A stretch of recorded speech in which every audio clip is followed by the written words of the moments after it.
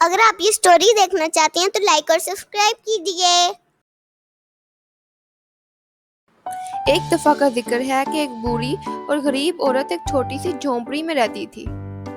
ایک دن اس نے خود سے کہا کہ کاش میں ایک چھوٹے سے گھر میں رہتی اور ساتھ میں میرے پاس ایک گائے بھی ہوتی تو میں کتنی خوش ہوتی۔ وہاں سے ایک خوبصورت پری گزر رہی تھی تو اس نے بوڑھی عورت کی باتیں سن لی۔ اس نے بوڑھی عورت سے کہا کہ میں تمہاری مدد کروں گی۔ یہ کہہ کر اس نے اپنی جادوئی چھری گھمائی اور دیکھتے ہی دیکھتے بوڑھی عورت ایک خوبصورت سے گھر میں پہنچ گئی جس کے باہر ایک گائے بندھی ہوئی تھی۔ ایک ہفتے بعد خوبصورت پری بوڑھی عورت سے ملنے کے لیے گئی تو بوڑھی عورت نے کہا کہ یہاں میں بالکل بھی خوش نہیں ہوں، یہاں بہت خاموشی ہے، میں ایک شہر میں رہنا چاہتی ہوں۔ اسی وقت جادوئی پری نے اپنی جادوئی چھری گھمائی تو بوڑھی عورت ایک خوبصورت سے گھر میں پہنچ گئی جو شہر کے اندر تھا۔ اس نے خوبصورت پری سے کہا کہ یہاں میں بہت خوش رہوں گی۔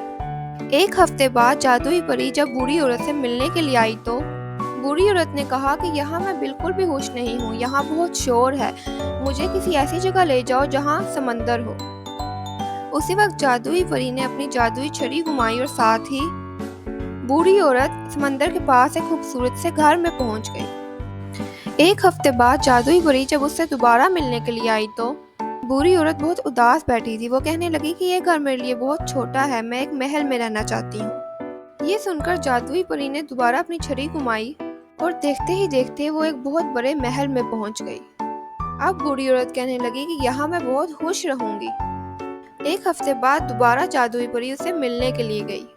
ایک بوڑھی عورت بہت اداس بیٹھی تھی۔ اس سے پہلے کہ وہ کچھ کہتی، جادوئی پری نے اپنی جادوئی چھری گھمائی اور بوڑھی عورت دوبارہ اپنی چھوٹی سی جھونپڑی میں پہنچ گئی۔ اس سے ہمیں یہ سبق ملتا ہے کہ ہمیں جو بھی نعمت ملے اس کی ناشکری نہیں کرنی چاہیے۔